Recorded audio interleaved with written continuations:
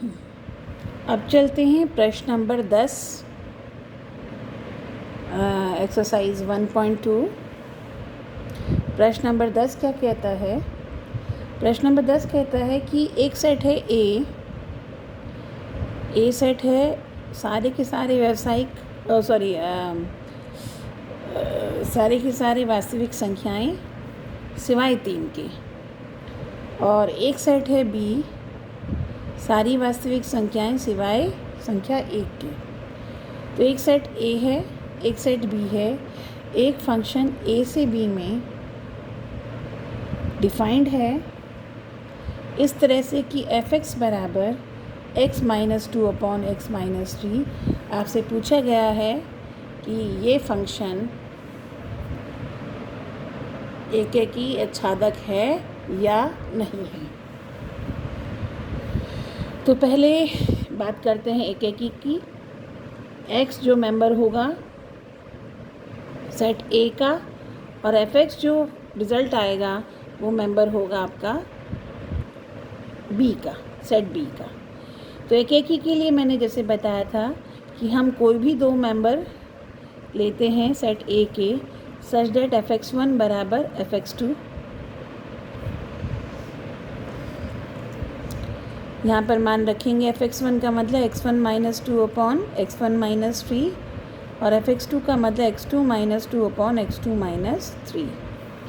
इसे सॉल्व करके लाएंगे क्रॉस मल्टीप्लाई करके, तो x1 x2 माइनस 2 x2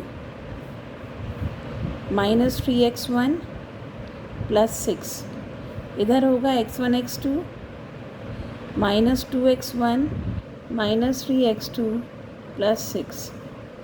दोनों तरफ ये कैंसिल होकर सबको सीधे हाथ पे ले आइए। तो 3x2 माइनस 2x2 यानी x2, और ये होगा minus x1 is equals to 0, और यहाँ से रिज़ल्ट आएगा x1 इक्वल टू x2। तो किन्हीं भी दो x1 x2 दो संख्याएं जो a के मेंबर हैं, इनकी अगर इमेज बराबर होती है तो निश्चित तौर पे ये संख्याएं भी बराबर होंगी। ऐसा होता है तो फलन हमारा एकेकी होता है। फिर आच्छादकता देखेंगे, यानी f(x) जो है मेंबर b का, तो हम कहते हैं for all y belongs to b such that y is equals to f(x). यानी हमने कोई भी मेंबर लिया, y मान लिया मेंबर b का, सीधी सी बात है इसमें 1 नहीं है, और हमने इसे f(x) के बराबर रखा, और f(x) का मान होता है x minus 2 upon x minus 3, यहाँ दिया हुआ है। अब यहाँ से हम x को निकालेंगे y की टर्म्स में, तो ये होगा क्रॉस मल्टीप्लाई में xy minus 3y is equals to x minus 2। सारा x एक तरफ इकट्ठा करेंगे तो x वाली टर्म्स ये दो हैं, इन दोनों को उल्टे हाथ पे ले गए तो ये बन गया ये। अब x कॉमन निकालना, y minus 1 is equals to 3y minus 2, और फिर यहाँ से रिज़ल्ट आएगा x equal to 3y minus 2 upon y minus 1। अब मैंने पहले ही बताया चुकी हूँ कि यहाँ जो y है वो मेंबर है कोई भी वास्तविक संख्या सिवाय एक के, 1 संख्या 1 की। तो 1 यहाँ होगी नहीं, बिना 1 के हर हालत में ये संख्या डिफ़ाइन होगी। सिर्फ 1 पर डिफ़ाइन नहीं हो रही थी, पर चूँकि 1 हमारा डोमेन में ही नहीं है, को डोमेन में ही नहीं है, अतः वन के अलावा हर एक संख्या के लिए हमारे पास कोई x है। और चूँकि y आपकी कोई भी वास्तविक संख्या थी, कोई भी वास्तविक संख्या जब 3 से गुणा होती है वो वास्तविक रहती है। कोई भी वास्तविक संख्या में से 2 माइनस करेंगे तब भी वो वास्तविक रहेगी। तो इस तरह से जो आपका न्यूमरेटर है वो एक वास्तविक संख्या है। y माइनस 1, चूँकि y कोई भी वास्तविक संख्या थी, वास्तविक संख्या में से 1 घटाते हैं तो वह वास्तविक ही रहता है, तो ये भी आपकी एक वास्तविक संख्या है। और जब न्यूमरेटर यानी अंश और हर दोनों की दोनों आपका वास्तविक है तो ये संख्या भी वास्तविक होगी। इसका मतलब x हर हालत में r होगा, कोई भी वास्तविक संख्या होगी, यानी हर y के लिए हमारे पास कोई ना कोई x है। तो इस तरह से कोई भी y ऐसा नहीं है जो इमेज ना बन पा रहा हो, इसलिए फलन f आच्छादक भी है, और इस तरह से हम कह सकते हैं कि फलन एकेकी और आच्छादक दोनों ही हैं। तो ये हुआ हमारा प्रश्न नंबर 10। अब प्रश्न नंबर 11 जो मल्टीपल चॉइस क्वेश्चन है, ये फंक्शन एफ आर से आर में डिफाइन किया हुआ है such that F X equals to X की पावर 4। इनमें 4 ऑप्शन में से सही ऑप्शन आपको बताना है।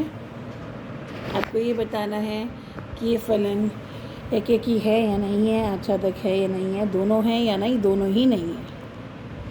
ठीक है, तो इस तरह से हम इसे करेंगे। तो आप देख रहे हैं पावर 4 है ये, तो यहाँ से देखने से ही x का मान आप लेंगे, कोई भी वास्तविक संख्या यहाँ देखने से ही प्रतीत हो रहा है कि f1 जो है, मैं f1 अगर रखती हूँ तो वो भी, उसका मान भी 1 और -1 का मान भी 1।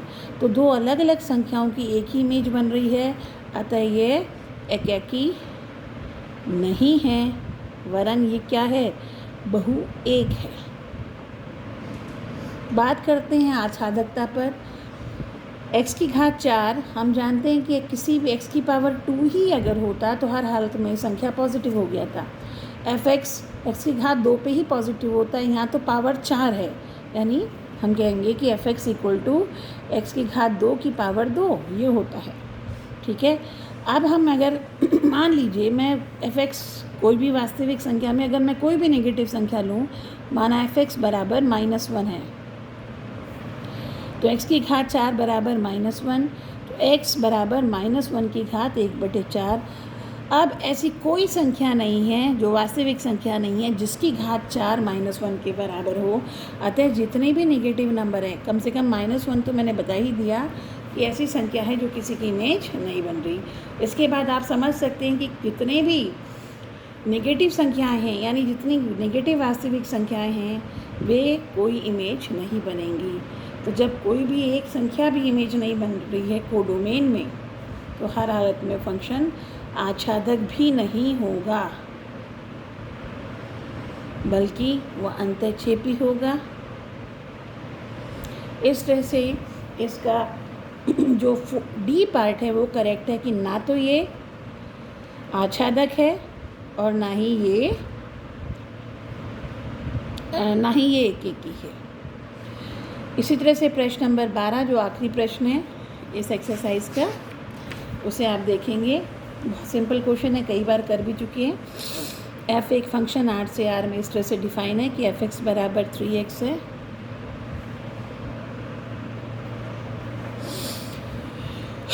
ये इसमें भी आपको बताना ये एकेकी है या नहीं, तो आप बहुत आसानी से बता पाएंगे कि अगर हम किन्हीं भी दो x1 x2 किन्हीं भी दो वास्तविक संख्या के लिए यदि f(x1) बराबर f(x2) होता है तो 3x1 बराबर 3x2 होगा और x1 बराबर x2 होगा, तो डेफिनेटली फंक्शन f क्या होगा, एकेकी है।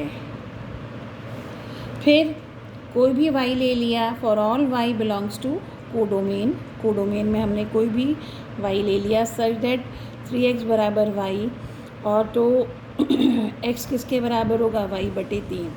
y किसी भी कोई भी वास्तविक संख्या लेते हैं, किसी भी वास्तविक संख्या को अगर 3 भाग देता है तो वह संख्या फिर वास्तविक ही होती है, यानी हर एक y के लिए हमारे पास एक x है, एक वास्तविक संख्या है। अतः ऐसी कोई संख्या R में नहीं है, कोडोमेन में नहीं है, जो कि इमेज ना बन पा रही हो। अतः यह फलन आच्छादक भी है और एकेकी भी है। तो इसका जो पहला वाला ऑप्शन है, ए ऑप्शन है, वो करेक्ट है कि फलन एकेकी और आच्छादक दोनों है। तो इस तरह से ये आपकी 1.2 एक्सरसाइज पूरी हुई। इसके बाद करेंगे दूसरी एक्सरसाइज और दूसरा topic composition of functions and invertible functions, यानी फलनों का संयोजन।